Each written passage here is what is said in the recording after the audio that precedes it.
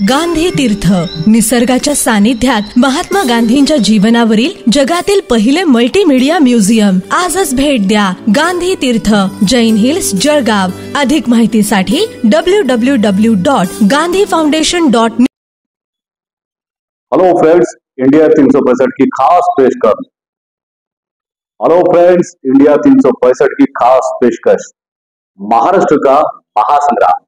इस महा एपिसोड में आप सभी का श्रृंखलाबद्ध स्वागत है. मैं हूं अयाज मोहसिन. कोई धन मांगता है, कोई मन मांगता है, लेकिन हम आपसे सिर्फ सब्सक्रिप्शन मांगते हैं. इंडिया 365 लाइव इस चैनल को अवश्य अवश्य सब्सक्राइब करें. It's completely free. महाराष्ट्र का महासंग्राम. महाराष्ट्र के इलेक्शन घोषित हो चुके हैं.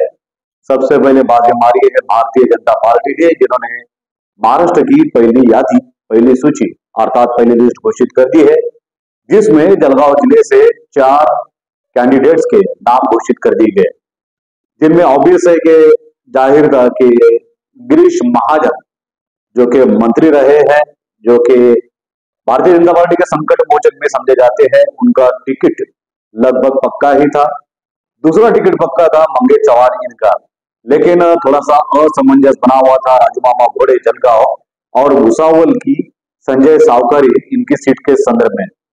उसके कारण भी ऐसे है कि कुछ नैरेटिव खड़े किए गए थे जलगांव में राजू मामा भोड़े के संदर्भ में, उन्हें उम्मीदवारी मिलेगी या नहीं मिलेगी. कुछ लोगों ने उनके पिछले 10 वर्ष का 2 टर्म का लेखा जोखा भी पेश करने की कोशिश की कि मामा किस तरह से प्रभावित रहे या निष्प्रभ रहे. दोनों तरह से समर्थक और विरोधक उनके बारे में अपनी अपनी राय पेश कर रहे थे. नैरेटिव खड़ा किया गया था शायद मामा को लगातार तीसरी बार टिकट न मिले, लेकिन आखिरकार राजू मामा को वो टिकट मिल गया.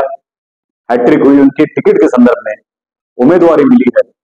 घोड़ा और मैदान बहुत नजदीक है. ये देखना रोचक होगा कि मामा के सामने कौन सा कैंडिडेट उनके विरोध में खड़ा होता है, और क्या वो कैंडिडेट, वो उम्मीदवार इतना सक्षम होता है कि वो मामा के विरुद्ध जीत पाएगा.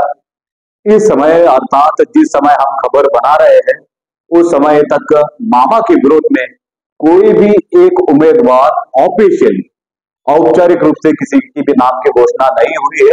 इस समय जिस समय हम खबर बना रहे हैं, संभव है जब आप लोग खबर देख रहे होंगे शायद 1 दिन के बाद, 2 दिन के बाद, 5 दिन के बाद, तब तक महाअघड़ी के अलग अलग कैंडिडेट की घोषणा हो चुकी होगी और आपको पता चल जाएगा कि मामा के विरोध में कौन खड़ा रहेगा. वैसे तो फिलहाल बताया जा रहा है कि मामा एक सक्षम उम्मीदवार है और उनके खिलाफ संभावित उम्मीदवारों में जिनके नाम लिए जा रहे हैं इस समय, उनमें है पूर्व महापौर जयश्रीताई महाजन, पूर्व उप महापौर कुलभूषण पाटिल. मुस्लिम समाज की अगर बात करें तो अजीत सालार अर्थात बिट्टू सालार, इनका नाम भी आगे आ रहा है.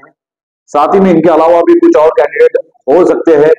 कुछ ढके छुपे हैं, कुछ सुप्त है, कुछ गुप्त है, कुछ लुप्त है. ऐसे कई कैंडिडेट सामने आ सकते हैं जो मामा के विरोध में लड़ेंगे. लेकिन एक बेनिफिट बीजेपी को यहाँ पर मिलने की पूरी संभावना जताई जा रही है कि समय बहुत अधिक मिल रहा है. वैसे इलेक्शन कमीशन ने जो चुनाव घोषित किए हैं वो बहुत ही कम समय, बहुत कम टाइम स्पेन दिया है. बहुत कम समय में आपको पर्चे दाखिल करने हैं, माघार लेनी है, प्रचार भी करना है और झट के बट फटाफट इंस्टेंट नूडल की तरह से चुनाव 1 महीने में खत्म भी हो जाएंगे. 20 तारीख को चुनाव होना है और 23 तारीख को औपचारिक तौर पर चुनाव जीतने वालों की घोषणा की जाएगी. लेकिन फिलहाल ये देखा जा रहा है बाय द वे बहरहाल कि भारतीय जनता पार्टी ने पहले उम्मीदवार घोषित कर दिए. इस वजह से उनके पास पर्याप्त समय है कि उनके उम्मीदवार सही समय पर प्रचार करें. और साथ ही में जो पार्टी के अंतर्गत के कई नाराज लोग हैं, बहुत से लोगों के नाम आगे आ रहे थे इस चुनाव में कि वे भारतीय जनता पार्टी के जलगांव विधानसभा के संभावित उम्मीदवार हो सकते हैं, जिनमें कुछ नाम बहुत आगे थे, जैसे डॉक्टर अश्विन सोनवणे, रोहित निकम और भी सुनील वामन खड़के और सुनील भाऊ भंगाड़े. बहुत सारे ऐसे नाम थे जो संभावित भारतीय जनता पार्टी के उम्मीदवारों में शामिल थे. लेकिन अंततः राजू मामा ने बाजी मारी और इस सस्पेंस पर से पर्दा उठ गया और अब राजू मामा घोड़ा मैदान अब आपके सामने है. बात कर ले अगर भुसावल की, तो संजय सावकारे 2 बार आमदार रहे हैं भुसावल से. इतना ही नहीं, मंत्री भी रहे, पालक मंत्री भी रहे और लंबे समय से 10 वर्षों से अगर हम बात करें कि राजू मामा और संजय सावकर दोनों में कौन सी समानता है, तो दोनों में देखा जाता है कि दोनों भी काफी संयमी है, धीर गंभीर है, कम बातें करते हैं, सभी से मिलते हैं जुलते हैं, शांति में क्रांति करने का ये लोग मानता रखते हैं, विश्वास करते हैं।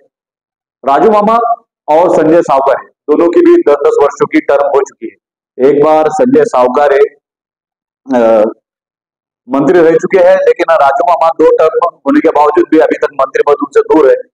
कुछ राजकीय एक्सपर्ट्स का कहना है कि अगर अगर मान लीजिए कि महायुति की सरकार फिर से आती है, तो राजू मामा बड़े एक और राजू मामा जीत कर भी आते हैं, तो निश्चित रूप से एक बड़े दावेदार होंगे मंत्री पद के। फिलहाल हम देख रहे हैं कि संजय सावकर इन्हें तीसरी बार टिकट मिला है, लगातार तीसरी बार, और कई बार अंदरूनी तौर पे अंतर्गत रूप से जब एकनाथराव खड़से भारतीय जनता पार्टी से राष्ट्रवादी में गए, कुछ समय के लिए राष्ट्रवादी से फिर एक बार भारतीय जनता पार्टी में आए, भारतीय जनता पार्टी से फिर एक बार राष्ट्रवादी में आ गए, तो ऐसे समय पर संजय सावकर जो कि एकनाथराव खड़से के बहुत कट्टर, बहुत सक्षम समर्थक माने जाते हैं। कई लोगों का मानना था कि एकनाथराव खड़से के पीछे पीछे संजय सावकर भी चले जाएंगे और नाथाभाऊ के लिए वो पार्टी तो क्या अपना करियर भी छोड़ सकते हैं, दाव पर लगा सकते हैं, इस तरह की बातें हो रही थी। लेकिन फिर एक बार संजय सावकर ने भारतीय जनता पार्टी को तरजीह दी और भारतीय जनता पार्टी ने भी फिर एक बार संजय सावकर को प्राथमिकता दी है। आइए अब चलते हैं थोड़ा चालीसगांव की ओर। चालीसगांव विधानसभा क्षेत्र ऐसा एक क्षेत्र है जहां पर पूरे जलगांव वासियों की नजर होगी, क्योंकि 2 दोस्तों की दास्तान है, उन्मेष पाटिल और मंगेश चौहान। दोनों के दादा है अपने अपने क्षेत्र के, अपने अपने इलाके के, उन्मेष दादा और मंगेश दादा। दोनों भी युवा है, उत्साही है, दोनों का जोरदार काम है, दोनों को रोक पाना थोड़ा सा कठिन है, लेकिन अब दोनों ही एक दूसरे के सामने आ गए हैं, तो कोई एक को तो रुकना पड़ेगा, किसी एक की जीत होगी, किसी एक की हार होगी। अगर चालीसगांव की बात करें तो राजू दादा देशमुख या उनके परिवार से कोई एक व्यक्ति भी खड़ा हो सकता है। एक नाम राष्ट्रवादी की ओर से भी लगातार आगे आ रहा है, वो है प्रमोद पाटिल का।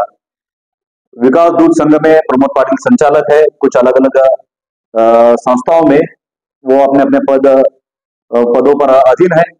एक तीसरा एंगल भी हो सकता है प्रमोद पाटिल का, राजू देशमुख का भी एक एंगल हो सकता है। फिलहाल महाआघाड़ी की तरफ से अभी तक किसी का नाम घोषित नहीं किया गया है, सभी इच्छुक मुंबई में डेरा जमाए हुए हैं। कहते हैं कि दिल्ली दूर नहीं, लेकिन अभी कुछ कहना होगा कि मुंबई दूर नहीं, लेकिन चुनाव जब होगी जब पता चलेगा कि कौन जीतता है कौन हारता है। इसी तरह से रावेर विधानसभा क्षेत्र की बात करें तो रावेर विधानसभा क्षेत्र में वर्तमान आमदार है श्री दादा चौधरी, और पूर्व में आमदार रहे हैं, खासदार रहे हैं, जो अब इस दुनिया में नहीं है, हरिभाऊ जावड़े। हरिभाऊ जावड़े जो रावेर, सावदा, भोजपुर इस इलाके में एक अपना अच्छा खासा रसूख रखते हैं, अपनी पहचान रखते हैं, प्रतिष्ठा रखते हैं। आमदार भी बनकर जीत के आए, खासदार भी जीत कर आए थे, और उनका अनुभव देखते हुए, उनकी सेवाएं देखते हुए, उनकी शांति देखते हुए ये कहा जाता था कि निश्चित रूप से हरिभाऊ जावड़े को मंत्री पद, कम से कम राज्य मंत्री पद तो भी दिया जाएगा। कुछ समय के लिए महामंडल के लिए भी बातें की गई, लेकिन कोरोना काल में वे चल बसे और एक मजा हुआ राजकारणी, एक मजा हुआ राजनीतिक हवार से बिछड़ गया। अन्यथा आज अगर वो हयात होते तो शायद मंत्री पद के दावेदार होते या मंत्री भी होते। जो दूसरी टर्म हुई थी फडणवीस सरकार की, जब मुख्यमंत्री नहीं अभी उप मुख्यमंत्री है फडणवीस साहब, लेकिन इसी तरह से 4 लोगों की अभी तक घोषणा हुई है और बताया जा रहा है कि चारों भी उम्मीदवार काफी सक्षम है, काफी कद्दावर है। लेकिन जिस तरह से महाराष्ट्र के राजनीतिक हालात पिछले 5 वर्षों में चेंज हुए हैं, हमने समय समय पर बहुत सारी सरकारें देखी, शायद ही ऐसा कोई कॉम्बिनेशन, ऐसा कोई मिक्सचर या ऐसा खिचड़ी नहीं रही होगी जो पिछले 5 वर्षों में हमने देखी नहीं होगी। इस बारे में हम विस्तृत रूप से एक अलग एपिसोड में निश्चित रूप से डिटेल में बात करेंगे, लेकिन फिलहाल आज का ये चित्र है, आज की ये कहानी है कि भारतीय जनता पार्टी ने 4 उम्मीदवार घोषित किए हैं। कुछ एक और 2 सीटों पे अभी भी भारतीय जनता पार्टी महायुति में खींचातानी कर रही है, कई शिंदे सेना से खींचातानी है तो कई अपनों से खींचातानी है। लेकिन ये देखना दिलचस्प होगा कि भारतीय जनता पार्टी का बाले किल्ला कहा जाता है जलगांव जिला। एक दौर था जब कहते थे कि कांग्रेस का बाले किल्ला है जलगांव जिला, करीब 25 वर्षों पूर्व कहते थे कि पत्थर भी खड़ा कर दो तो कांग्रेस का जीत के आ जाएगा आमदार की खासदार की। आज के युग में कहते हैं कि भारतीय जनता पार्टी जलगांव जिला बाले किला है, अगर भारतीय जनता पार्टी का एक दगड़ पत्थर भी खड़ा कर दोगे तो जीत के आएगा।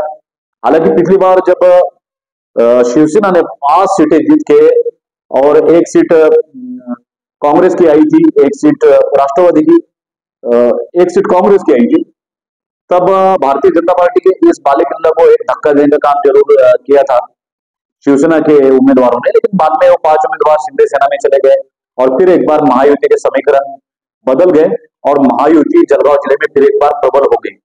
लेकिन शिंदे सेना, ठाकरे सेना, उसके बाद राष्ट्रवादी में सीनियर पवार साहब, जूनियर पवार साहब, इस तरह के दो टुकड़े हो गए हैं दोनों पार्टियों के। फिर अब ये देखना रोचक होगा कि टिकट बंटवारा कैसे होगा, किसे टिकट मिलता है, महाआघाड़ी में किसे टिकट मिलेगा, महायुति में किसे टिकट मिलेगा, और इतना सब मातापच्ची करने के बाद कौन होंगे वो उम्मीदवार जो एवी फॉर्म के साथ में अपने अपने पार्टियों से खड़े होंगे, फिर कौन होंगे उम्मीदवार जो सक्षम रूप से उन्हें चुनौती देंगे, और कौन होंगे वो ढेर सारे उम्मीदवार जो इस चुनाव में वोट कटर का काम करेंगे, वोट कटर का काम करेंगे, वोट कटर का काम करेंगे। कुछ बैठने के लिए खड़े होंगे और कुछ उम्मीदवार खड़े होने के लिए बैठेंगे। ऐसा इस तरह का समीकरण रहेगा। शेवटी अर्थाशिवाय काही अर्थ नसतो, ये बात चुनाव में हम देखते हैं। 20 तारीख को चुनाव होना है और 23 तारीख को रिजल्ट घोषित होना है, लेकिन इस चुनाव से संबंधित हर एक खबर, हर एक बात में हम प्रयास करेंगे कि आप तक ज्यादा से ज्यादा पहुंचे, ज्यादा से ज्यादा नेताओं की, ज्यादा से ज्यादा लोगों की मुलाकात, कॉमन पब्लिक की मुलाकात हम आपसे कराएंगे।